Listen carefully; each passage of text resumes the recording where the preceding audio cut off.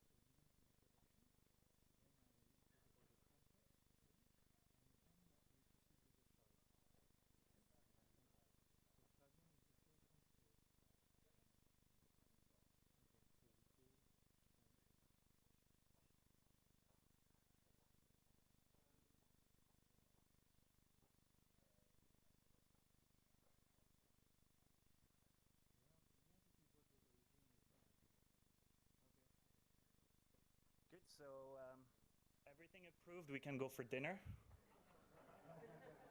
Talking about dinner, it's your last call, the last chance. Knowing DJ, he has organized a fun moment. He might even show his dancing skills if this afternoon goes well. We can have a bet on this. But for those who still want to join us, please do. Not only tonight, but in the month to come. Thanks to those who presented this morning. Merci aux présentations. What we wanted to point out is the diversity of the sport movement. As we said, sport and sustainability. All industries meet around sports, and today was just the tip of the iceberg. And you know, we want to include, have you guys presenting at the next seminar, and Vincent will say a bit more where it will be held, to show as well other industries, other actors in the field. We believe it's important to show the Formula E, Roland Garros, on the ground projects, have presentations, and have this important moment for discussion. Why? Is because as part of all NGO work, there needs to be a statutory and statutory section. We want to make things solid from the very beginning, and it's not easy to unite as many stakeholders coming from so many types of organizations, having different interests together under one umbrella. Thanks to those who have dedicated long hours for this. It's not always the most sexy moments to work on statutes. Luckily, we in Switzerland have a bit of a Swiss-German mind, so we had a lawyer as well helping us there, and this has been shared with you. I mean, the principle of sharing and transparency is something key for us. It was shared in advance, we're broadcasted internationally, and we want this debate to keep going. Why? Is for us, stakeholder consultation, as you saw in the survey, is key. However, we need to be in a certain way directive. So we propose and we discuss. Then we hear, we implement. But we also have to show something to you guys, and I think that was key after Munich, is there was a lot of ideas, but there needs to be somebody who stands up, takes the stick, gets hit, or actually proposes. And this is our role, is to propose, to listen, but actually to implement. And as you guys like, we come, as you saw with DJ, we come from the operational sector. So there needs to be the foundations, but the most important part is action. A vision we share is inclusivity. You are proof today of this. Ethics, integrity, stewardship are key values I will push for, and we will discuss later on about this. We need to bear in mind in everything we do. Today is the last day you will see us on stage. Next time it will be you. It will have an extended board, being more representative as from today. No more words, may action prevail. Thank you very much. I'm looking forward to this afternoon.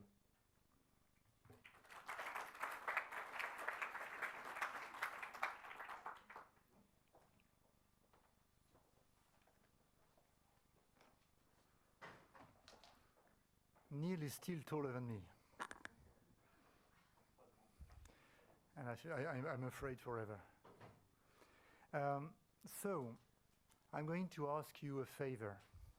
I'm going to ask you to help me. Okay? Because it's a difficult afternoon, and I'm going to chair this afternoon. And my goal is to make this afternoon work. And that means that, first of all of us individually and collectively understand what we are here for and what we plan to achieve this afternoon. Okay? What we want to achieve is a union. What we want to achieve is bringing a group together that will leave the room at the end of the afternoon having ideas about how to make it work, how to implement it for each of us in our own sector. Okay? So here is not really the time for destructive criticism. I hate destructive criticism. I love criticism, but I hate destructive. It needs to be constructive. Okay? So there are different moments in the afternoon. There is a moment which has been organized in order to make presentations. During that period, there will be presentations, and all of us are going to hear the presentations, and there will be a time for discussion. Okay? So we need to respect these moments in order for me, first of all, to be sure that we are going to leave that room at around 5:36 and not at midnight. That's point number one. And then because it will help everyone and organize the overall afternoon. And I'm getting back to this last message, which is very important. We are here to build something together, okay? So every single comment should be constructive. So you come with solutions. You come with questions, you come with comments, but maybe you come also with ideas about how to improve the system. Because we are sponges, okay? We need to show guidance. We need to show that we are leading the way together with you and on your behalf, but we can't achieve that without you. So we are going to be sponges, taking all information, possible information from you in order to make it our sauce and make a new recipe out of the ingredients we'll get from you during the afternoon. Is the message clear? Okay, let's do it again. Is the message clear? Yes! Great, wonderful. Okay, so we have a number of things to see in the afternoon.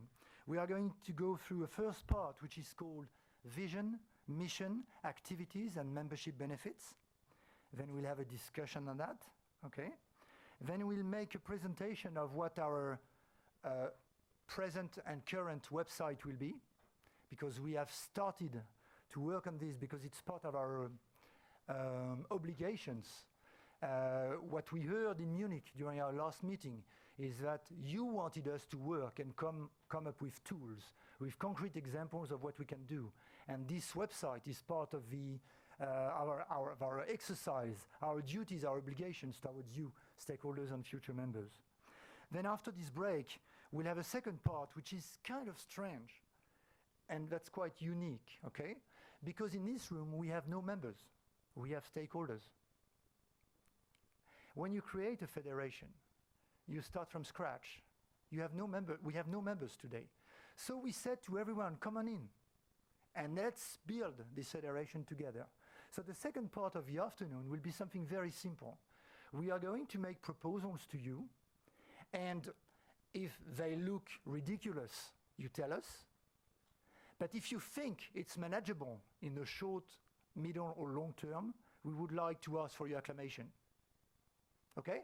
We are not to get into the details of who is against, who is in favor. We have no time for that. We are building the system, okay? In the future years, with members in proper standing and so on, that will be the normal thing. But today is a special day. So we either work it by acclamation or it doesn't work. But we're not going to vote 67 against 5. It doesn't work that way today, okay? So we try to reach consensus today. And at the end of the day, my dream would be that every single proposal, maybe the main motion or whatever altered resolution, initial resolution, that we come to a consensus. Can we agree on that? Yes. Beautiful. Okay. So now I'm going to call, I think, Fabian, you're the first speaker. You're going to talk about the vision and mission of our entity. Thank you, Fabian.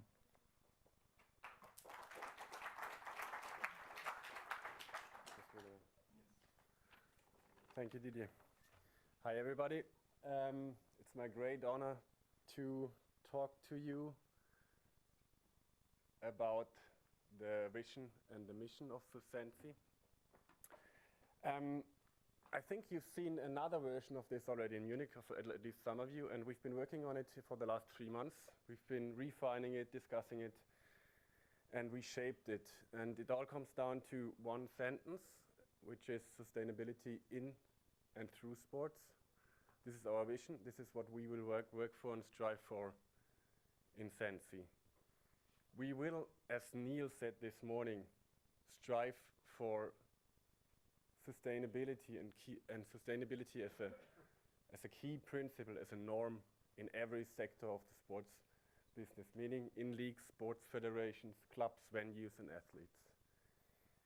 But sustainability is a huge sector, as every one of you knows. We need a mission. We need to focus. We need to set priorities. The priorities are in operations, in supply chain management, and in fan engagement. And we want to foster all dimensions of sustainability in all of these core priorities we defined.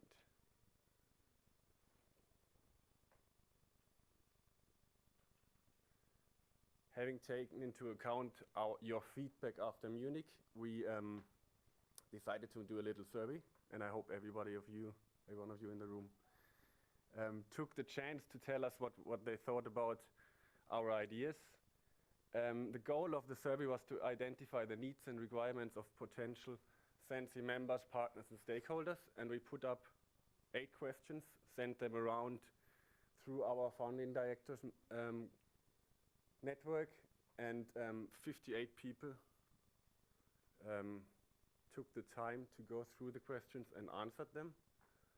And I will shortly guide you through the results, and I would like you to recognize that they are not representative in any way, but they will lead us on our future endeavors in the next few months and will show us where we have to set the focus on. I'll start with the first question. This one goes. Which is quite surprising. 83% of the people who answered the survey said that they have a strategy, and only 13% said they don't have a sustainability strategy at their organization. This shows us that we are already dealing with experts, and shows us that we can talk in another way with you. I tried myself with a word cloud there. The bigger the word, the more mentioning. 9 times, I think, transport was the key sustainability issues the organizations are facing. 6 times education, 6 times waste. That's about the majority issues you are facing.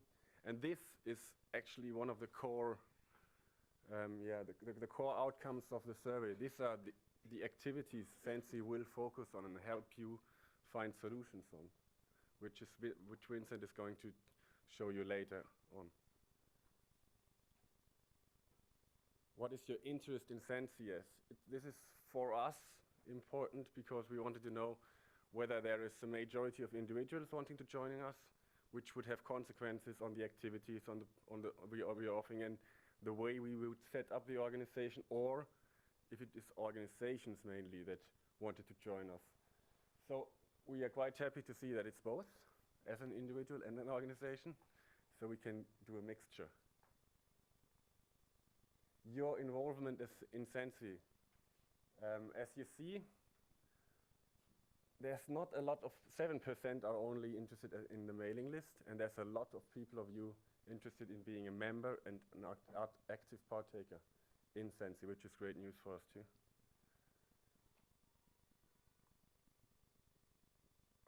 This is, again, another core outcome of the survey. We asked you what you expect as added value from SandSI. Why do you want to become a member of SandSI? And 83% of the people who answered said that it's benchmarking of best practice by examples. Around 70% saying investigating solutions to existing or emerging problems. And then it's publicizing and marketing as the third. This is hugely important for us to see where we have to head with our offers for you, and to see how the committees we have to set up to build these activities have to be set up. These are the work groups, which are now called committees. We will come back to them later now. Here we asked you, where do you want to go? Where do you want to join? Where do you want to help us setting up the organization and providing content to the organization? A lot of you wanted to go in the program development, which is the content of the organization. Some of you wanted to go into communications, and ethics is also an important part you are seeing in our organization. And you are, as a person and as an entity, welcome into the committees. As you see, I said it's 8 questions, but I'm only referring to 7 because the last question was due to the membership fees. And we will get back to the outcome of these questions later when we will talk about the membership fees we have discussed internally.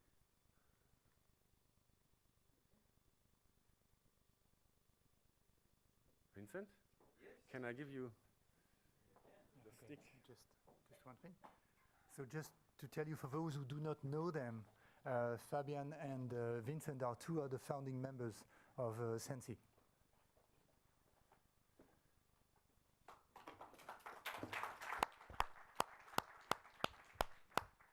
Thank you very much, Fabian. Thank you, Didier. Good afternoon to you all. Bonjour à tous. That's okay, I will continue in French. My slides are in English. Does that work? Yeah? I'm Vincent Gaillard, the founding director, one of the founding directors of SandSI, an adventure which began over 2 years ago now with a whole bunch of great people whom you have had the chance to meet today. And I'm quite proud of this experience. I'm especially delighted to be here today, very proud and grateful for your presence here and your energy, so I thank you for all of this.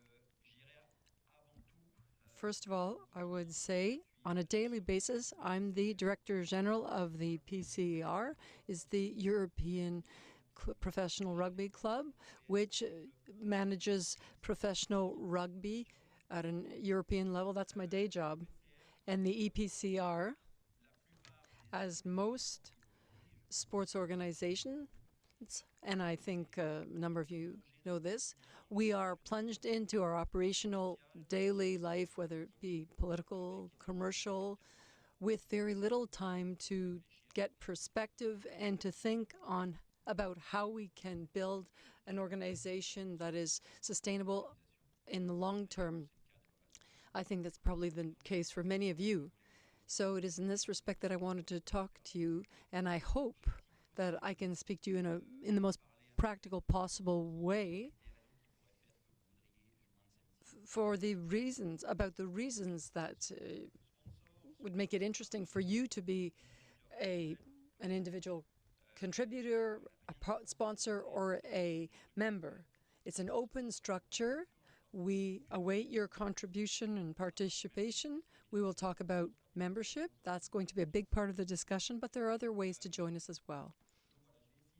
So I will try very briefly and very concretely tell you, one, in a few words, what will be SandSI's activities in the days, weeks, and months to come, how we will be developing, and secondly, I will tell you about the benefits which you could gain by having a partnership and association with us, and in what I hope will be a practical way. So just a few words before beginning. What will follow is the result, one, of our individual experience, and also some of our corporate experience for some of us, and also feedback that we got from the Munich meeting. And third, it is the feedback you gave us in the survey that Fabien presented to you. These are the 3 things we will be talking about later. I'm missing one slide, but it doesn't matter. I'll come back to it later. Now, just to remind you, today, SandSI will focus on 3 core activities or priorities. The first is operations and events. This is a common need for all of us. That means the venue design and logistics of an event. So the venue design and operations, the enhancing events. Next, everything related to the supply chain, the value chain of all those in sports. Your suppliers, where you buy food for sale in the stadiums or other merchandise sold there, the way you manage your supply chain, and the way you act as a supplier for someone else. In other words, the value chain. Third point, we were talking about sustainability in and through sport. The 2 first pillars are sustainability in sport. What are we doing to reduce the imprint, the footprint? Whereas the third one here is sustainability through sport. That means become aware that there are sports and events which have considerable and even colossal media importance. And how can we capitalize on these audiences, either who are at their screens or in stadiums, to talk about sustainability? It's as simple as that. That's sustainability through sport. These are the 3 priorities which are operational for SandSI. And one key thing which affects the way we want to work, our values and our ethics, is that we're not competing. We have no competitor. We recognize that there are many other NGOs, many other initiatives in this area, but the whole point is to work with them and not against them. So all the NGOs and the initiatives which touch upon sports and sustainable development, all NGOs that want to work with us will be welcome, could become our partners either officially or unofficially, but we want this to be a collaborative effort for this common cause which is of concern to all of us. So here on one slide, you have the very specific concrete activities that SandSI wants to roll out in the weeks and months to come. The first is benchmarking. We've already acquired some knowledge and experience through our respective experience working through GSA, represented by Alan Hershkovitz, then benchmarking to communicate with our members with regard to what's being done best in sustainable development in sports. So we want to have this pool of information and tools on best practices. As we heard some of the best practices in France and abroad, and our role will be to package this and to communicate it to all those who need it. Now, studies which we have had conducted have made us understand that this is a complex topic, sustainable development. There are new topics that are emerging. We need to find our way in all this. We need to have an organization to package and to understand the problems as they emerge. So a second focus of work will be to try to popularize complex topics to bring them to the attention of our members and our partners. The campaigning part, it's obvious, it's what we're doing now. Our job will be to be the spokespeople, to preach this good cause in the sports world through various means, through conferences, seminars, through social media, through YouTube, Facebook, being live on these. It will be campaigning. And the whole idea is, of course, to spread this and to increase the level of knowledge and awareness of people. Now, very specifically, we will therefore be promoting success stories, and the challenges which our members and our partners are experiencing. We will also have activity which either will be created or provided by us or by our partners, even our members, and this will be consulting. I, as EPCR, can help me so I can get some perspective to understand the complexity of the sports world in which I exist. So I need this type of consulting. I do not have access to it right now. Or if I do, it's in the private sector. I'd like an NGO to help me to get some perspective on this. That's the consulting part. We will also have an oversight, an overseeing role to a company that is specially to give a bit of credibility, to endorse. We will soon be known. We will have a name, so we will get seals of approval, endorsements for organizations within the context of their policies. We will also have our members, and we ourselves, we will be able to measure progress which will be made on each of your initiatives, if you like. The whole principle, a baseline principle in our code of ethics will be to ask each member to commit themselves to this process of ongoing improvement. Doesn't mean you start high to be the best in the world. It means I start from at point A, and my goal is to improve every day, every year. It's an accumulation of small actions that will build up to that. Does not mean we're the best in the world, but that we're committed to progressing. So in one slide, you have the 7 pillars we will be developing. There are detailed here. I think I've touched upon most of all of this. So benchmarking is an ongoing task. The solutions we've also mentioned. I don't want you to waste your time on this. You are going to be going through such documentation on email.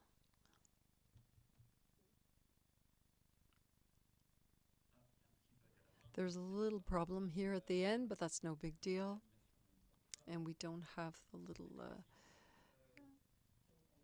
clip I wanted to show. So the benefits as we see them for you. So what benefits will you get if you're a member or a stakeholder or partner? One thing is facilitating your access to a network of experts. I think many of you are here to do some brainstorming to get access to expertise and knowledge. That's the first point. This point will be done in different ways by access to information, creating events. Later in this afternoon, I will be talking about an event that will take place on 5 October in Geneva. That will be our future headquarters, where you can network with UN organizations, international sports federations based in Switzerland. That's the first point. Second point, depending on your degree of involvement as partner or member, it is, of course, to be involved and participating in our communicating and marketing platforms, whether it be in newsletters, social media, so you have visibility on these platforms. I had said earlier, there will be a specific benefit. You will have a seal of approval, the credibility of the SandSI label.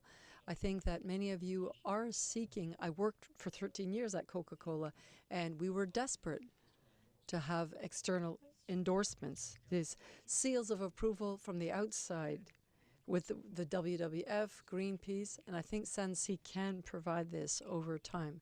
So we will try to ensure that this will happen.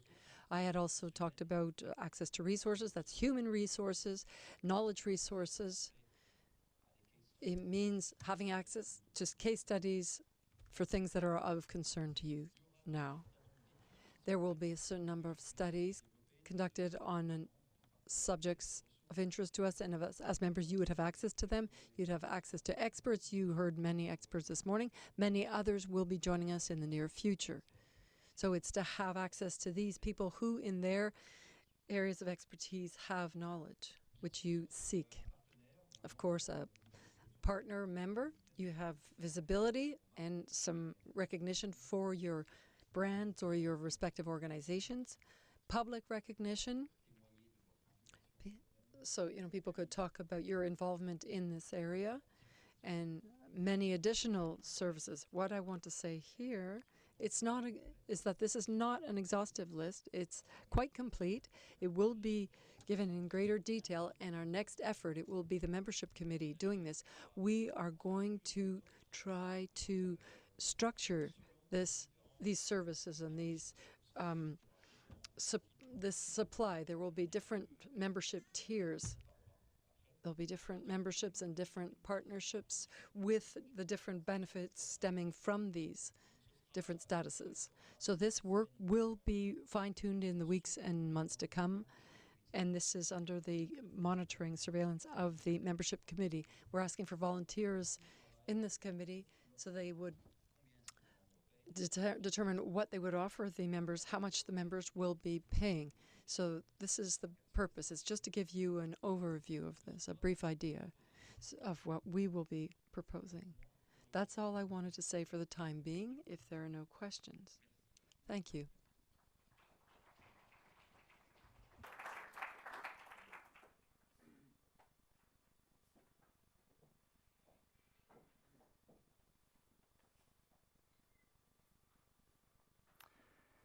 Okay, now it's going to be a difficult exercise for me because we are going to talk about money.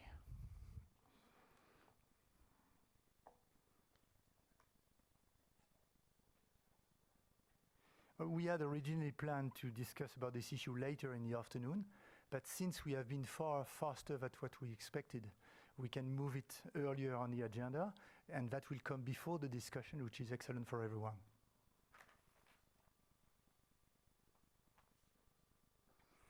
So,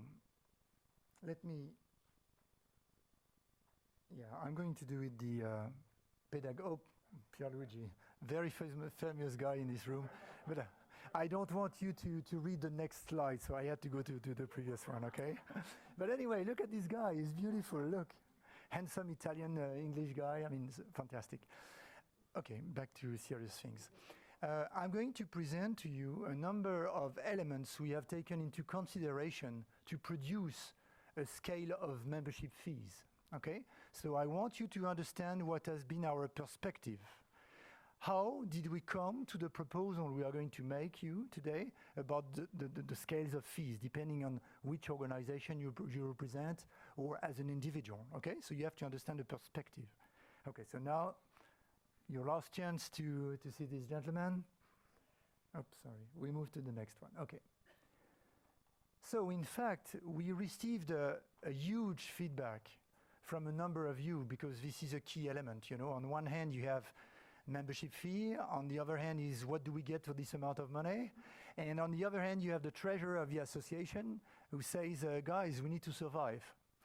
So we need to take all these elements into consideration, okay? So these are the elements. The first element we took into consideration is the fact that membership fees should not be prohibitive. We want to build a huge base of members, so it should not be prohibitive. That's first element.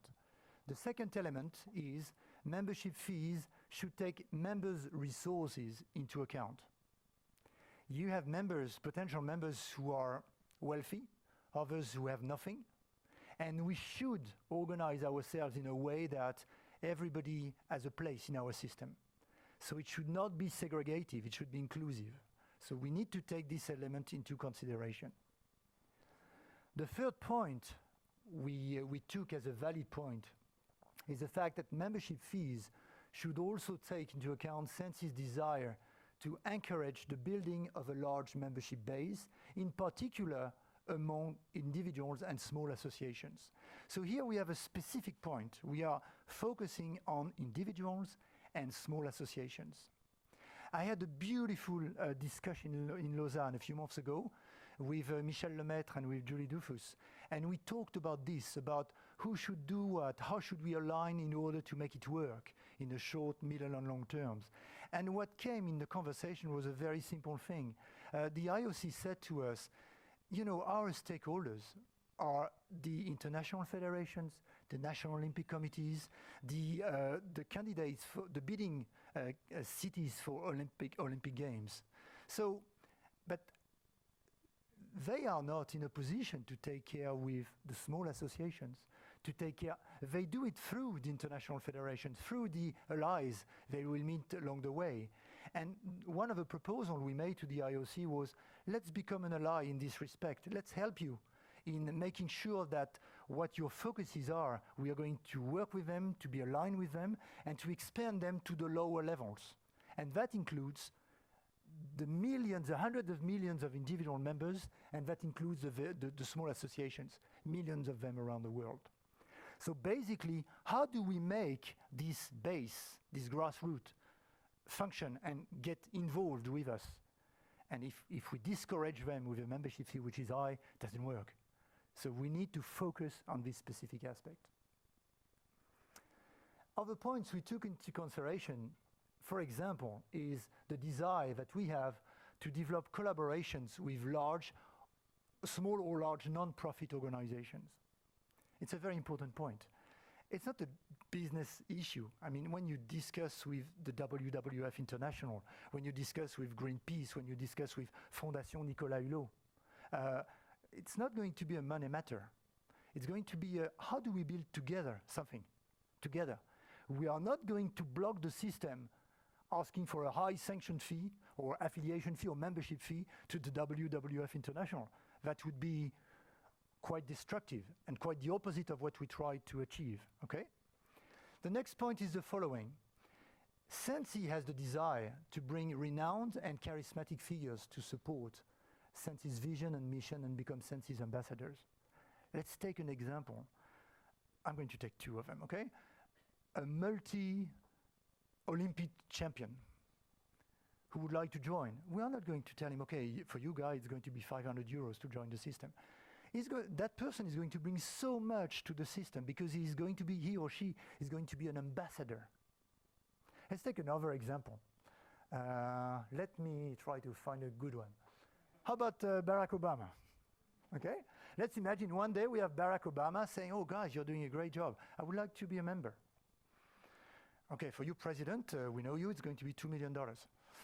No, we are not going to say it that way. We are going to say, come on in, please join us, we need you. And probably he will find a way to give us a lot of money through being a member, but we are not going to ask him because it's in the rules that he should have to pay 500 euros or something like this. So let's take this into consideration. The next point, the sixth point, is the following. Membership fee should be maybe considered multi-step, meaning people should have a possibility to join as a, I would say basic, but I hate the word, basic member, or a bronze or silver member, I don't know. But there should be a possibility for people to give more, to obtain more. But having said that, I understand how bad it is. And I heard you this morning, this is very important. Whatever the level of a membership, we should give as much as possible to all members. So we have to find a way. We have not resolved that point. But we take it into consideration. Okay? That's 6. We have another 4 to go. A very important one. Having said all this, beautiful, let's come in, it's free for everyone. Then the treasurer comes to us and say, guy, how are we going to make it this year? So we also need to meet our budget. Whatever the budget, and for the first year it's going to be a very conservative budget because we are building the system. But we need a minimum budget. So this has to be taken into consideration. Point number 8. Why should it be only money? Why did we invent this system where everything depends on money? No, no way. We are going to create something different. You can become a member, giving us money, or value in kind, services, energy, people, whatever. So we are going to, and the membership committee is going to work on that particular aspect. Every single person in this room and watching us at the moment on the live stream has an expertise, may bring something special that we need, which is something else than money. We are very close to the eco games here, you know. Okay, I close the parenthesis. So that's a very important point. Whatever you have to offer, let's take into account to make you a member the easier way. Another point is the following, and we have discussed it already. Membership fees need to be understood as the outcome of serious thoughts and studies and presented as the result of the survey that was presented and all the exchanges we have had with you already and that we are going to have in a discussion afterwards. Okay? So we still need your input to make it work 100%. At the moment, I think the system is starting, we have the pieces of a puzzle. Okay? We just need to, okay, which order? What is the priority? How do we make it work? Because the ultimate goal is to have as many members as possible, to be representative of the world of sport and sustainability. So this is the goal. So there is no offense. Whatever you will read in the table afterwards, it's not offensive, it's not aggressive, it's not whatever. It's just a proposal based on all the elements I have proposed to you right now. And the last one, which is very important, probably the most important one, membership fees, like the rest of the issues discussed today, should generate General Assembly's enthusiasm and confidence and not mistrust and anxiety. So that concludes the 10 elements, which lead to the, surprise. So this is the proposal so far, okay? We have tried, let's focus on the left part of the table, okay? We have identified categories of actors. We might have missed one, and part of the discussion would be to make sure that everyone is included in there, okay?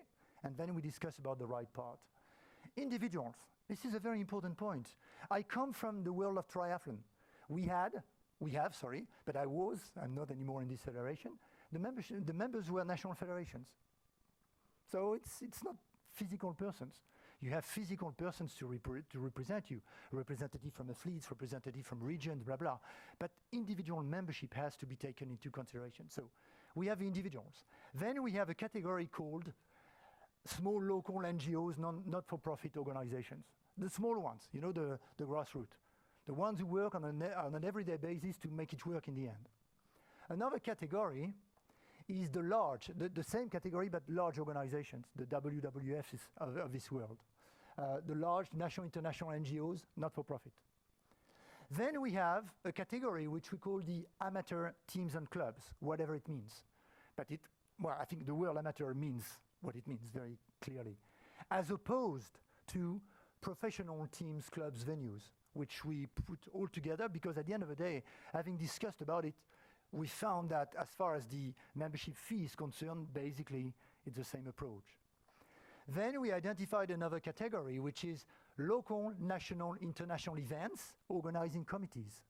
So we have said events and organizing committees because we understood that some events started 40 years ago and going to last forever, while some organizing committees like the World Hockey Championships, it was in France this year, and it's going to go to another place next time. So it's not the same organizing committee, it's another.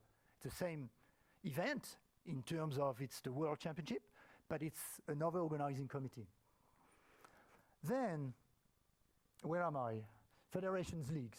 Then we have what we would call the federations and the leagues, because depending on where you are on this planet, we do not use the same expression, okay? So, and then we have the small local businesses, people who want to participate. I have a local business, my work, but I want to be a member. So we need to open the door to these people. And as opposed, but it's not really opposed, it's complementary, to the small local businesses, we have the large businesses, international corporations. So we believe we have more or less covered all the potential members of SandSI, okay? Now let's move to the right part. First of all, you will see an important thing, there is no zero.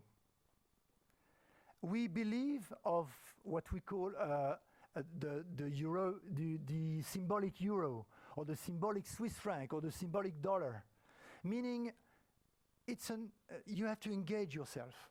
So that's a way to engage yourself, even if it's something very symbolical, but it's doubly symbolical. The money is symbolical because it's very little money, but it's symbolical because you get into it, okay?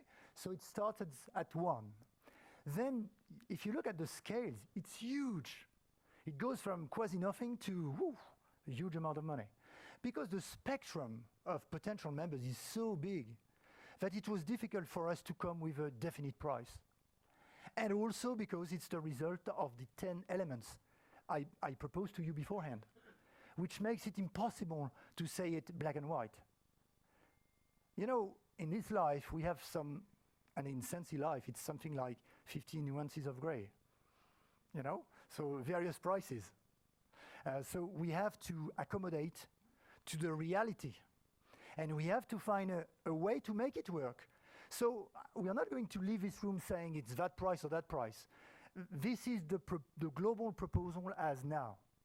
And we are going to discuss about it in the coming minutes. Checking my time, God, beautiful. I think I have ended my presentation on this. So we are going to move now to the comments, the questions, the proposals, but not only about this, okay? But about everything which has been discussed, which, just as a reminder, is the vision and mission of the association, the activities of the association, and the membership benefits connected to the membership fee scales. The president has something to say. And it has to be through the microphone because it's recorded and I think, okay, go ahead. Before we open the floor, I just want you to realize that behind those figures, there's all the work we've been doing for like 2 or 3 hours, 2 or 3 years. And you know, to offer an event like this morning, to have Roland Garros, to have Formally, to have all of you on a voluntary basis next to our jobs, you know, cannot go forever. So depending on how we agree on this, defines the scale of how the organization evolves. And we are the first people to challenge organizations who have big admin costs because we will want to reduce them as possible. But depending on how you want this to shape, you also need to consider that Benjamin, Didier, others who've been putting extra hours, taking days off to be here today, unpaid, weekends also in a certain way, or website or whatsoever needs to be financed in a certain way. So I think it's just to underline the lot of work and a lot of hours, but also how you capitalize what has been done before is done before. What will come, but also it's a very important figure to understand that today I was working at UEFA, I was paid to implement ISO 2012-1, and I was working days and nights. Here, currently, there's been zero. We had a sponsor for today, and we want to have action, so we don't just want to meet and talk, but we want to deliver programs, and that's where we find the fun. So hopefully, I think the results of the next discussion will also take this into consideration, not just the budget, but also the resources needed to deliver what you dream SandSI would be like. Thank you.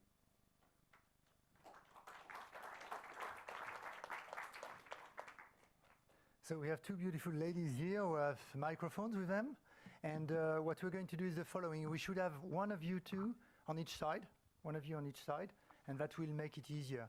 So that's a long session now. Once again, may I repeat what I said at the beginning? It's a constructive session where we try to get as many information as possible from you about what is your perception of what was presented to you, about what are your question marks, your comments, and so on. And we are going to put in writing everything to try to understand, to try to respond to the best of our ability. And we're going to do that for half an hour, I would say. Okay? And I would just ask you, each one of you taking the microphone, I would like you to introduce yourself so that the people who are in the room, but also who are on the live stream, know who is the speaker and what type of stakeholder he or she represents. Okay? Go ahead.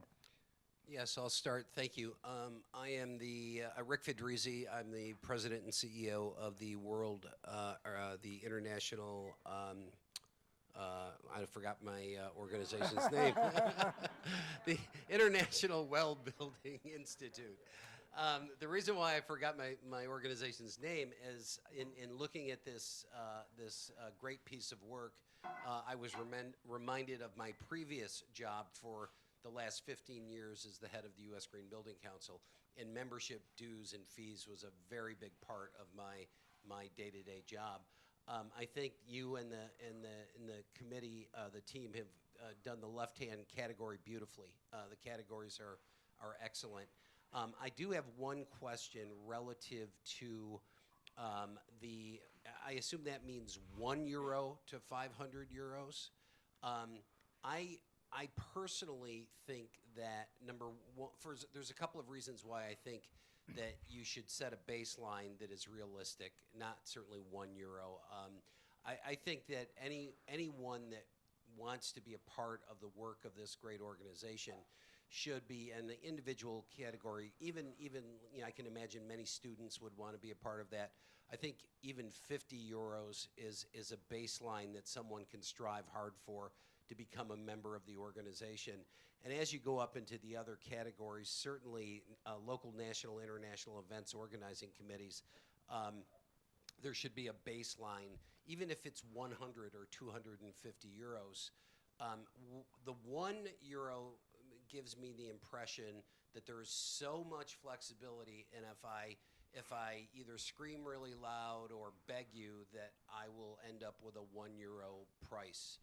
And I think that it pays more respect to the overall organization when you set a very achievable, a low entry point that everyone can get to if they want to. But I think it sends a better message than the €1. I think that just makes me nervous. There's just too much of a who's going to make that decision? Why did they get €2 and I have to pay 500? It just to me, I would make that a little bit more realistic as an easy entry point, and then allow the others to go forward. But the rest of it, I love. Thank you. Thank you. So just a quick comment on it, first comment on it. We totally agree with you. What came up in the discussions and sharing with the shareholders, with the stakeholders, stakeholders, is that the diversity was incredible. Meaning you were referring to students. I mean, the guys, they don't have money to buy a €4 sandwich. So we took this into consideration, and we totally accept and agree on your vision, which is there needs to be a minimum, but we need to include in the system that possibility for people who have nothing to have access to it. Otherwise, we reproduce what we see in the streets. Yesterday evening, we went out and we saw somebody who had nothing, and she was in the subway. She had nothing. How can we help? Everyone. The talls and the small, the bigs and the and so on. This was the idea behind. Next speaker. Sorry, again.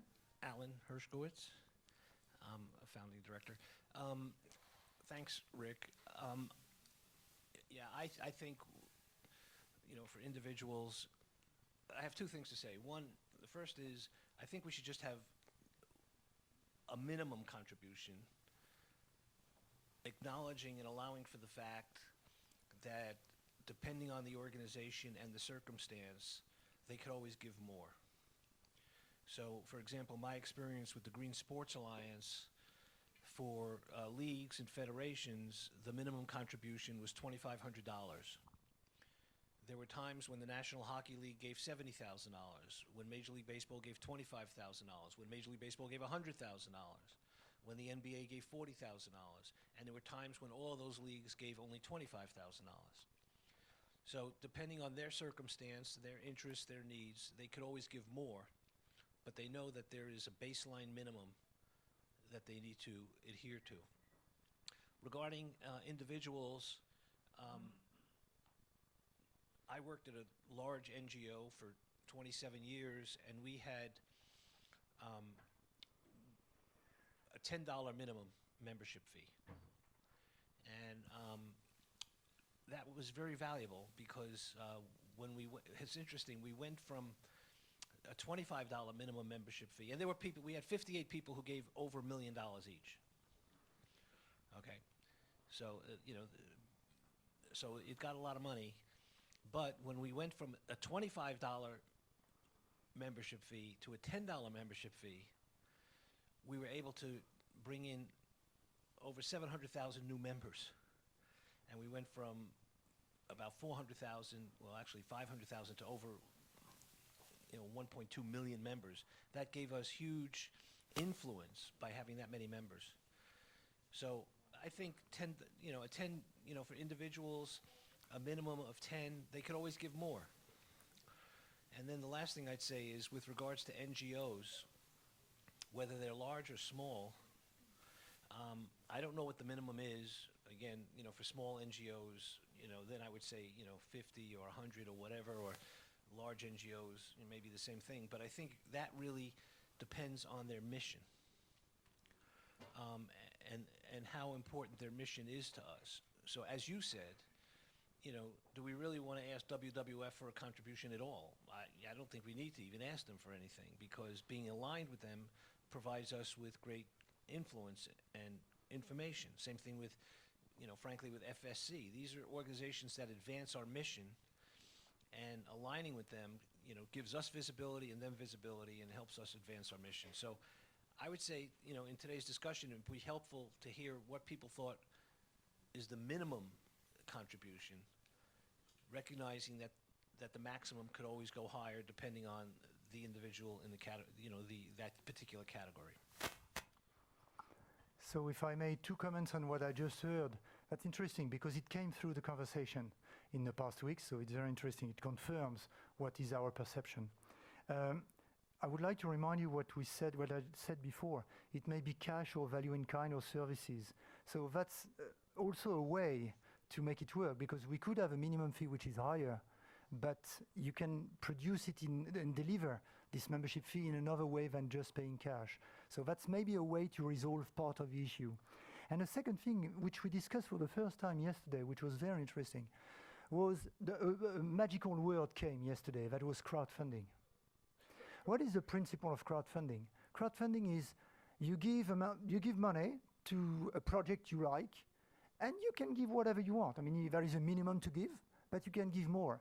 And basically, what we hear here is a model which is getting close to crowdfunding, meaning this is the minimum, but if you believe that what we are doing is good, you can go further. But I think what we should keep in mind is these 2 things. One thing is the minimum. What is the minimum? So that's the first point to address. And the second point to address is the fact that it should be like a scale. Whatever scale, I don't know. We don't know. We are trying to find. But this idea that there are several gears, possible gears to make it work. Next speaker, next comment or question? Yes, hello. I am Antoine Guirings from CO2 Logic in Belgium. It's a climate advisory company I founded 10 years ago. I completely agree with Alan's point. I think it's important to have a minimum, but on the other side, when I hear you point as trying to bring as many people around this subject and have as many members as possible, because some people cannot even, and my neighbor also said that some people cannot even pay $10 if you go and look worldwide. Also amateur clubs, also a lot of clubs in Belgium who have no financial means at all. Maybe there could be a crowdfunding part, but also I think a possibility to finance would be through the sport tickets. Sport tickets, if you pay for a football game 50 euros, if it's 51, for example, it's not going to change people from going to the game, but it would create a fund that could be used, for example, to support people who want to be member but who cannot finance it themselves. So it would be some kind of parrainage where people who have the means to finance this can support people who cannot finance it themselves, and so you can create a bridge between people with more means and people with no means, but with the same values. And I think that's maybe one of the pistes we could follow. I think this is part of our strategy already. The only thing is that we are getting away from membership fees here. You are getting into what are our resources. Ticketing, sponsoring, merchandising, and whatever type of revenues.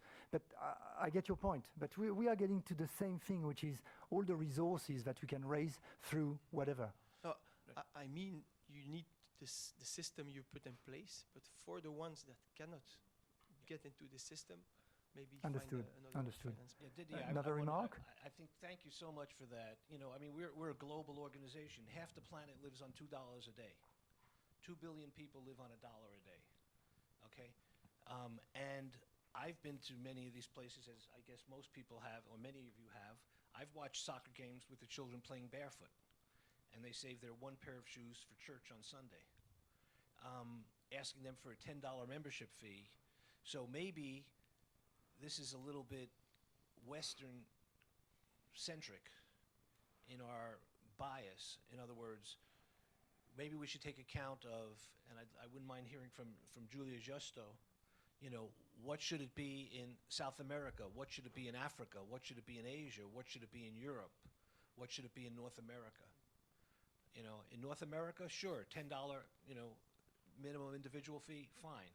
In Africa, you know, I would settle for a smile. Yeah, Fabian, one of the founding directors too. Sorry, one- Fabian, just one thing. Alain has referred to Julia Rusto. So could you tell me, Alexi, if Julia wishes to make a comment on this? Okay, for your information, Julia Rusto is representing FONAM, and she's going to say what this institution is. But she came all the way from the other side of the world to be here today because it's important to her. Go ahead. Thank you very much for this opportunity. Yes, it's very important, these numbers, no? And the case for my country, for example, no? I can participate in this meeting because I had the opportunity to be in other meeting in Barcelona. If I didn't have that meeting in Barcelona, it was complicated to be here in this opportunity, right? But it was very important for us, so we have an effort in organization in order to participate for the financing this the distance from the Barcelona, Paris, Barcelona, right? But it's very important to the for example, is we want to be a member, okay, no? For paying this the cost in this moment we can participate. No. So we needed some sponsor with financing our participating. No, this is the reality, right? Other point very important is the sports in our country, no, associated to the sustainability is a new point, right, in our country, right? So we need to improve. And for that, in this step, so we need special financing. It's the reality. Thank you. Could you please keep the microphone and tell us who you are, because people need to understand who you are. FONAM is an entity promoted for the government, right? It's created by a law of the Congress of the Republic, but it is an entity created by the government, but we generate with our own reserves, right? So we don't have reserves of the government. But you come from Peru. Yes, what is important is that she's one of the few representatives coming from Latin America here. Right?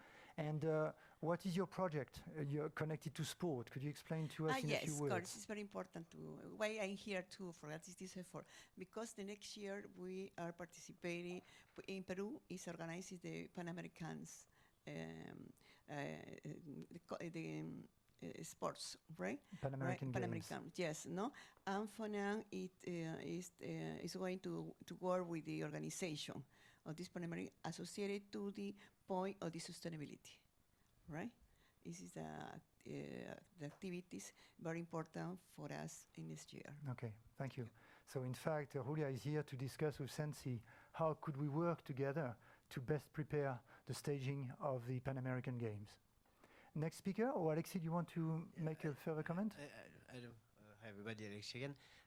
I'd like to make a distinction, because ultimately SandSI try to create togetherness of knowledge and best practice through all the scope of participants within the sport industry and spectrum.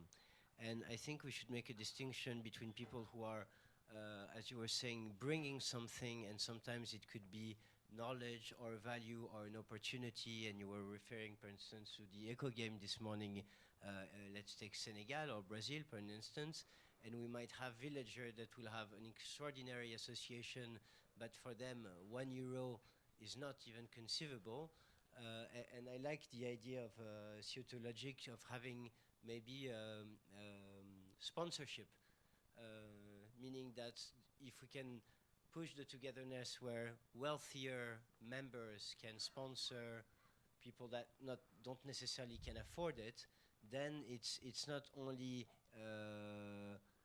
payment in kind, but it also can be payment in experience or in kind or in knowledge that could come in, and we would make a distinction between this type of member, which is more of an NGO spirit, then lower income members, and then you can go up to the different spectrums of the industry or the economical food chain, if you want to call Okay. it. Thank you, Alexis. Denis, don't forget to present yourself, please, to introduce yourself. Oui, Denis Cheminade, je parlerai. Denis Cheminade, I'll speak French. I represent the French Federation of Cycling through its commission Bike for All. I thought that we could speak on the three things that we heard so far. Okay, I had three remarks to make. On the objectives and priorities of SandSI. I'm quite struck to see that mobilization of athletes is only as fan and in third position. I thought that one part of sports and sustainable development is the capacity for athletes themselves to use within the sport more sustainable practices. And I think that this could be mentioned among the objectives and priorities and maybe brought up a little further in your order of priorities. I had two other remarks. In the supply chain, and we talk about well this morning, there's one field which is important in terms of sustainability, which is equipment. In particular, on the question of energy savings, climate change, etc. And I have a feeling that this dimension, that's because we take into account what is existing, but I would like to bring SandSI attention on the fact that the sector of construction in sport is very important, and after transportation is probably the second impact in terms of sustainability of sport. And the third remark, nowhere do you see the local the government, the question of governance. And this is clear because in membership you didn't even think of this category of the local public, but collectivities like the city of Paris, like governors, etc., are partners of sport locally, and I think this should be brought up as well among the priorities and objectives of SandSI. Yes, thank you, Denis. I took note of your three remarks, which are quite relevant. You understood, of course, that it is impossible. 3 points which are very clearly understood and taken. We are going to include them in the text in the coming days and weeks. Simply, that's one of the aims of this afternoon, to make these kind of comments merge in order to produce a synthesis which is really representative of all our stakeholders. So one point is about the sport, the participants. They need to be maybe placed in other position to be put into perspective. Second point is about the equipments, infrastructure, and so on, including construction and how they are used, their management. And we have a number of people who represent that category in the room, so that's very important. And the third point is about governance, and you're completely correct on this point that we had this discussion about local authorities, what we call local authorities. We didn't know exactly how to deal with them because it goes from a small city to a major city, and some of them are events or are organizing committees but we take your point and we're going to include it in the debriefing and our thoughts in the coming weeks. Another question or comment? Go ahead. Thank you. My name is Michael Peterson. I am here because I'm leading a project that links sport and the fight against climate change with a focus on fan and athlete engagement. And I first of all want to appreciate that you've already put a lot of effort and thought into how to go about the challenge around membership fees.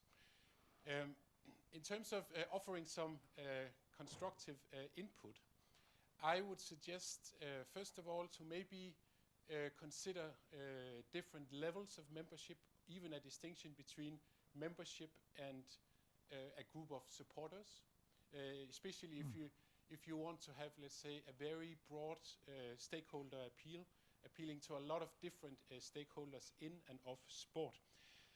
And then, actually, I also want to share an idea that is linked to the discussion around membership fees. Because for me, rights and responsibilities go hand in hand. And I think one aspect of having members is obviously members contributing with finances. But I think since we come together around a common cause, I think we can also raise the bar a bit in terms of actually having members commit personally or on behalf of their organizations to achieving specific things.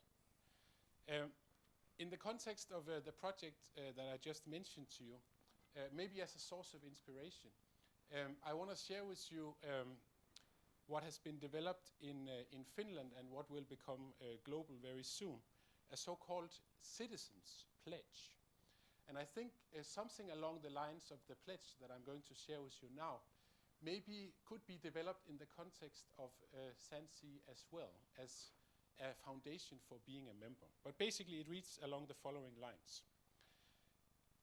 I am concerned about the serious risks that climate change poses for present and future generations. With my signature, I agree to take the following actions. 1. I promise to do my best to reduce the greenhouse gas emissions caused by me and to cut my personal climate footprint by half within the next 10 years. 2. To achieve the target, I will pay attention to the climate footprint of my energy use, traveling, eating, and consumption habits, electronic devices, and household appliances.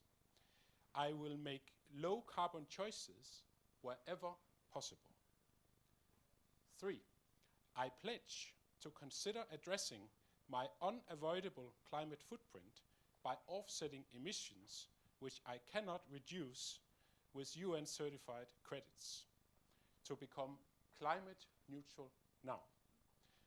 And 4th, and that is the last point, I will share my experiences in making cleaner choices with my family, friends, and colleagues, and encourage them to sign this pledge too. So I will leave that as a food for thought, or maybe as an idea in terms of further developing the thinking behind memberships, supporters, or whatever we would end up calling it all. Thank you. Beautiful, thank you. In fact, so what we have to take from this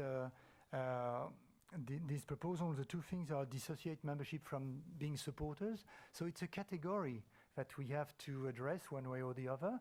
So it's well taken. And the second one is this letter of intent you are referring to, which is a very valid point. It's not only about rights, being a member, it's also about having obligations. Obligations towards the ecosystem in which we live. So yes, thank you very much. It's well taken, and we are going to introduce it in our thoughts. We have two. We have one here and one here. So I think it's Julie first, and then go ahead. Julie from the IOC. I don't envy your job of trying to work out who has to pay what. I think that's going to be tough. Just a thought though on the federations, because as you know I work with them, and you've got a huge range. Some of them are actually really poor. They only have a couple of staff and no income at all, and then you have some really big ones. But I suppose just a bit of advice, I don't know how transparent you're going to be, but they do all talk together. And I think if you have one saying, oh, I only pay 10, and the other one saying, oh, I have to pay 20,000, it may cause a little bit of anger, upset. So I think, I don't know how you'll fix that, but just to let you know that they are quite a close network. Okay, so it's a question of transparency and justice, and justness. Justice and justness. Sorry, we have a speaker on. Go ahead. Luc Van de Buut, agence de consulting en... A consulting agency in circular economy and sports. I have one question concerning the financing of SandSI on this concept of sustainable development and circular economy. My idea is that sustainable development consists in leaving to the future generation a better world. I think this is the official definition of the strategy in France. And a belief in the world of today, in terms of sustainable development, is that we believe that we are guilty of acting as human beings on the planet. The idea of circular economy and create cradle brings in another dimension. Expansion contributes to the well-being of the planet.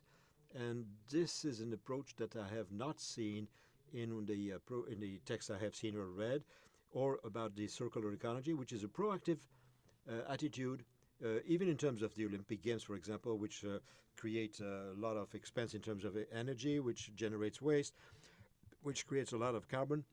With the circular economy, all this activity contributes when waste becomes nutriment to the economic circuit. So I was wondering if SandSI is going to look at it in this way, that is to have a whole proactive dynamic at the societal level. Thank you.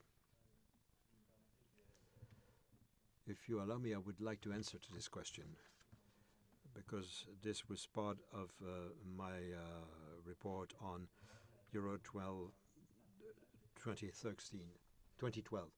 I was thinking of waste management and circular economy. If we go back to all the actors concerned by within SandSI, for example, we saw the same thing with the euro going to 2020. We see people who are just discovering this notion of managing waste. So we take the things from the very start, from the beginning. But in terms of knowing the vocabulary, the terminology used, this is something that we will find in our text. We do mention the circular economy. We had started talking about energetic transition, not reduction, but transition. We were talking about intelligent mobility, not public transportation, but intelligent mobility. This is something which will be presented to the economic game. So this is very, very, this is part of our ideas. But we wanted to use a term that is easily understandable. But even sustainable development is something that has to be understood according to whom we're talking to. But we have to work as much as possible to reduce these discrepancies. We are absolutely favorable of getting your contribution, because we want to insist on circular ecology. And this brings me, and ceci m'amène à... of definitions. What is our definition of? Because we have discovered a new world talking in length with Alain. We are talking the same thing but with different words. So we need to align on a number of things, and this glossary will be one of the works we'll have to do in the coming weeks and months and years. So that will be part of one of our committees, to work on an extensive and comprehensive glossary. I think, Alain, you had... 2 small points. One, I agree with Michael about the need for members to commit to do something. And if I remember correctly, if you go to our membership form, I think it does indicate a certain type of behavior. Not as specific and ambitious as what you proposed, but I'm in agreement with your idea. But I do want to remind everybody that we have a membership committee.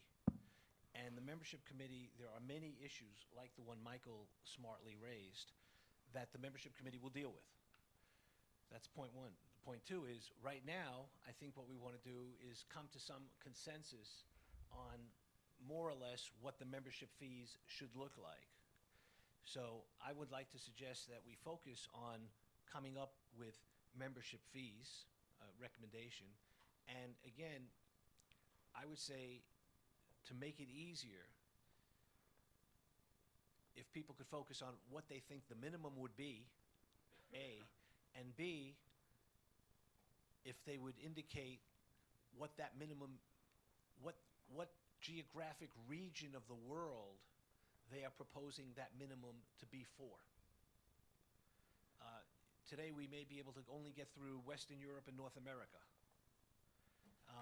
And the membership committee will then come back and say, okay, we have to have a meeting to discuss membership fees for Africa or Asia or Latin America or whatever, and do that quickly. Or maybe people want to propose right now and say, okay, for Africa, it should be, this number. But anyhow, we want this as you know, this is an inclusive process. It's going to become more and more inclusive. The committees are going to take over the definition of the agenda and the issue resolution. But right now, what we'd like to be able to do is actually invite people to become members, primarily, I guess, in Western Europe and North America. And we'd like to know what the minimum membership fee might be. That's my suggestion. And to finalize this comment, I would like to refer to what has already been said and the new information I'm going to give you. The second element I asked you to take into consideration was membership fees should take members' resources into account. So it has already been part of the thoughts. The second thing is that at the end of the day, the second part after the recess, after the coffee break, we'll make proposals to Congress in the form of resolutions, and we'll ask you to support. And since there is no way we are going to come up with final figures today, we'll ask you that based on our discussions and the previous feedback we have, that we refer to the incoming executive board to finalize on the basis of all the input we get from you, because we're not going to finalize it anyway today. Yes? Just a couple of thoughts on... Could you present yourself? Introduce yourself. It's Jonathan from the Gulf Environment Organization. I mean, the focus at the moment is very much on membership, and I thought Antoine had made an interesting point about the wider business model or potential business model of SandSI, because that broad, open list of membership matched against what is currently a long list of proposed activities feels like really quite a wide open space. And I just wonder if as a next step, perhaps looking at, for example, more specifically what types of activities SandSI could see itself undertaking across that list, because some of them would probably be driven by donor income, which would be linked to membership and a core operating budget. Some of them might be more like revenue generation, like earned income. And I think certainly sitting here for the first time and thinking about the business model of SandSI and thinking constructively about it, it feels like it might be a little bit more richer, a bit more sophisticated than let's get as many members as possible and let's spend the money on an open-ended list of things to do. Because some of those things are more donor, developmental, capacity building, awareness raising, and some of them are more service orientated. And I think sitting here, it would be easier to understand what the model is, what the minimum operating budget is, what the scale of SandSI looks like as it grows, what the impact is. There's a matrix for, I think, defining that in maybe a slightly more sophisticated way, as a next phase. Yes, and it has been discussed already since even before Munich. We discussed about this: the business model, the list of activities, the priorities, and how much money we should get to develop, to implement these activities. So this has been thought over. We have not come with definite responses. We are working on it, but we are moving ahead. And for us, the first source of nourishment is your feedback. So obviously what it means is that you're going to help us with finalizing the business model in order to come up with something more specific, more constructive, more professional. Is that what I'm getting from you? You're going to involve yourself on our sides. Beautiful. Thank you, Jonathan. I want to respond to that, but I also want to just acknowledge you, Didier, because I think you're doing a very good job of navigating this conversation. Navigating is the right word. I just feel that you are clearly listening and doing some good reflective listening on this. Jonathan, you're absolutely right. This is we're not talking about the business model. We're just talking about, we've been getting a lot of, we want to be a member. People say, we want to be a member. How do I join? We want to be a member. What's it going to cost? So, the nearest danger is the greatest danger, right? We're just saying, okay, we don't know. We got to ask everybody, what is it going to cost? But you're absolutely right. I mean, we may engage in an activity, X activity that, other NGOs feel is really important for their agenda. Maybe we're doing a species preservation initiative, just to use one that is not on the table right now, so I don't get myself into trouble. A species and Conservation International comes in and says, we just think that, your access to the sports industry will help get our message out to species in a sector we have no contact with. Here's $250,000, to help develop that program. Since that program aligns with our mission, species preservation, I suspect that the General Assembly and the program committee would support it. And once that support comes through from everybody else, we say, okay, we're going to do it. So that, I think, maybe in a clumsy way, I'm trying to address your bigger and important question about the business model. Right now, we're just trying to respond to people who are saying, I want to be a member. What does it cost? And that's what we're just trying to figure out. But your point is absolutely right on. Yeah, well taken, and welcome to the family. You're going to work with us. Next comment, go ahead. Yeah, Hello. Please introduce yourself. I want people here to know who you are. Hello, this is Josep Escoda from Barcelona, and I am Secretary General of the ISPC. It's the International Association of High Performance Training Centers. It's a global non-profit organization that we host in Barcelona, and we have members for all the continents. It's a little family because there's around 100 centers, which 60 of them are active around the world. We meet every 2 years. We have a life of 10 years now, and we come to this because we have all the same problems and see how we can feed affordable fees for everybody. So with our short history, we start accommodating a fee of 150 euros for the centers to be part, aligned to the targets and the requirements that we agree. And 2 years ago, we started with a new category, which is the individual members.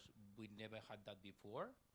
And individual members are paying right now 50 euros for the members. There are different benefits from one or the others. Mostly is an organization that shares experience between us. And for the members who pay the fee of the 150, they have 2 fees free to attend the event every 2 years. So 2 members of that center could come to the event with the fee free on that. But each part takes care of its cost, but the fee is free up to members. Not the same for the individual ones. And the last year, we decided to support the organizing committee of the next event, and we add 50 euros more to the fee. So now we have fees of 200 euros, which 150 are for the administration cost and the running, and also the 50 additional to helping the forum organizer of the next event to help them to organize the event. So this is our scenario right now. We have to learn. I'm learning a lot here because there's a lot to think about, but it's just my contribution that is our experience right now, and it's a long to do, but I realize that crowdfunding, I like the other modes of contribution, and I think we are providing expertise within our group. People have the same problems we have around the world, and we help each other. But now we are going to Africa this year, and Africa is another scenario, so we have to learn there how to manage this. So they cannot pay 50 euros at all. So in that case, we have to think about a kind of a sponsorship that is provided by the developing countries to put the money them to attend. So we are working on Olympic solidarity support together in order to help those NOCs to attend their centers to attend the meeting. So IOC is helping them to be with us and learn from our expertise, other centers of the world. And that's the point for Durban right now. It was the point for Puerto Rico, and it was the point for Brazil three times ago. So in that case, these kind of links helps the developing countries through the source that IOC already have implemented to those countries to achieve knowledge and to achieve benefits to developing themselves better through the more developing countries who contribute sharing for free their knowledge through these events as the forums we are. So this is an example I want to make the contribution. It's a beautiful example, concrete example.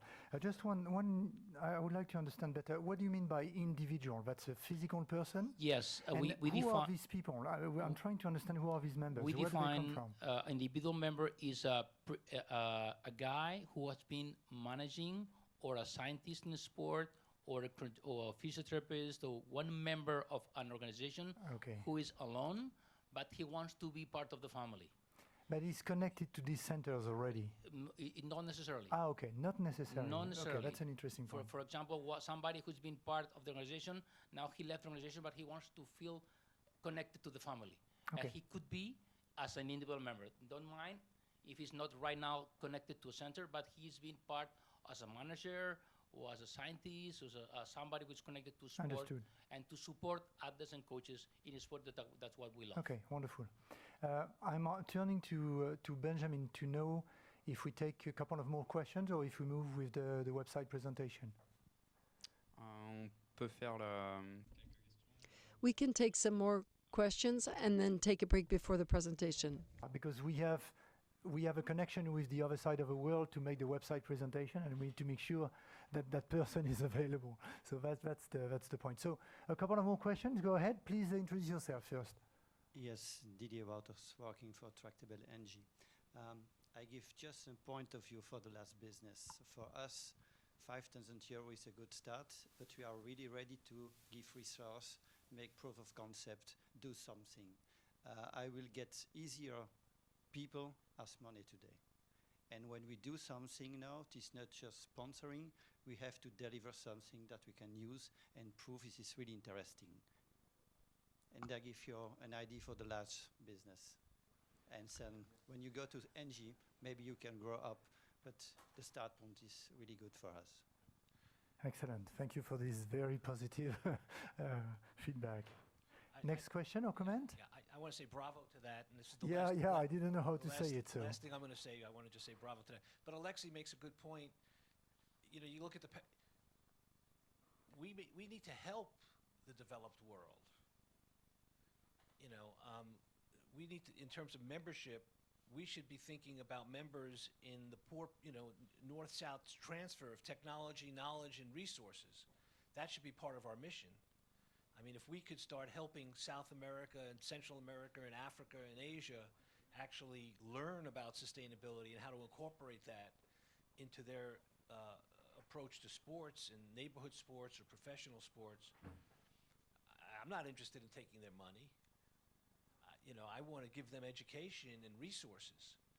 So I want to thank you for bringing that up. But I think that's how we should think about our relationship with our brothers and sisters in the majority world. thank you. Last question, please, before the break. Do we have another contribution? Yes, go ahead. Yeah, my name's Adam Schretter from Touchline. Have you thought about possible implications of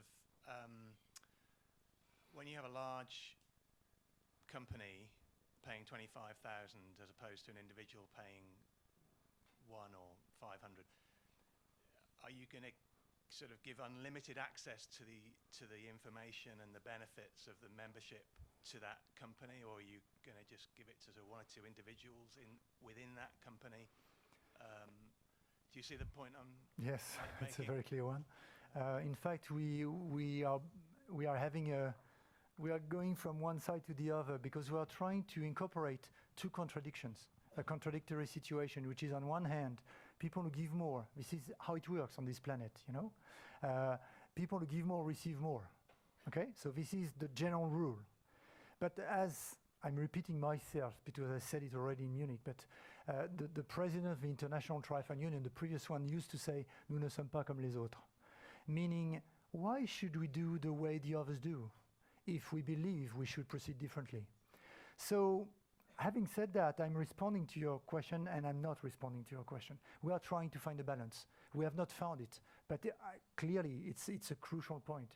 What we want is whatever happens to give as much as we can to everyone, okay? But to some extent, we'll need to find a way to give access, specific access to specific people or entities at specific stages. And I cannot say more at the moment because it's the membership committee who is going to work on that. It's your input. It's a number of things that we are going to take from you in the coming weeks and months to make sure that we proceed with justice and justness. But we don't have a definite answer. It's going to be in between the two. The very last one before the break? Yes, we have it. Eileen McManaman from 5T Sports Group in Vancouver, Canada. you know, just a couple of points to throw out at the wall, I think, here. Many people in this room, obviously, many of us flew here from all over the place. The professionals in this room who are very interested are in a position to pay a reasonable fee, whether it's 500 euros a year. And I would encourage you to maybe start with some of that, whether it's 250 or 500 or 100, whatever you start with. And maybe under the thought that, you know, we all understand it's a work in progress, and that may change in a year or two. So maybe you come up with something that's a founding professional category and put a price point on that. See how it goes. You obviously you want to accommodate students. I think you've also done a brilliant job on the left side. Alan knows me from a way back, and it took the Green Sports Alliance a little longer to come up with the categories and bring companies in. I think you're starting in a great place with that. But subdividing on the individual category, create a student category that's affordable.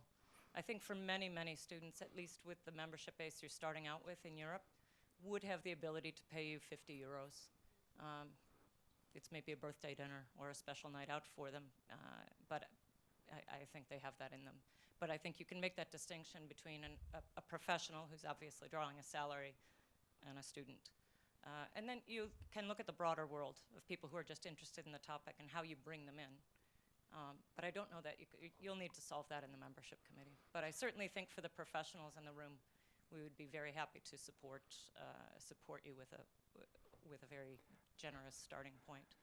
And to Julie's point, I think you may need to separate the federations and the leagues. So FA as a league can pay you 10, 20,000 euros, but maybe French Taekwondo, 500. I think the federations are on a much leaner budget than a league, a professional league. It sounds like a beautiful conclusion for me before the break, because let me tell you what we have discussed yesterday. You just referred to founding members fee, if I heard you well. This is exactly what we discussed yesterday. During our pre-event organizing committee meeting, we came up with this proposal and we say, are we going to be courageous enough to propose it to Congress today? And the proposal was the following. This is the scale. Whoever gives whatever inside this scale is a member, and this is valid until December 31st of 2017. So that was what came up to us after hours of discussion on negotiating whatever price. Let's make it simple, stupid, as I said in the morning. Keep it simple, stupid. So maybe it's a proposal that we could make to you before the end of the day, one of the resolutions, that you support this scale as an assembly, and connected to that, there is a motion saying that whoever wants to participate within the scale will be a founding member of SandSI, and this is valid until the 31st of December 2017. Can we go for a coffee break on this one? Okay, have a beautiful coffee break in the sun.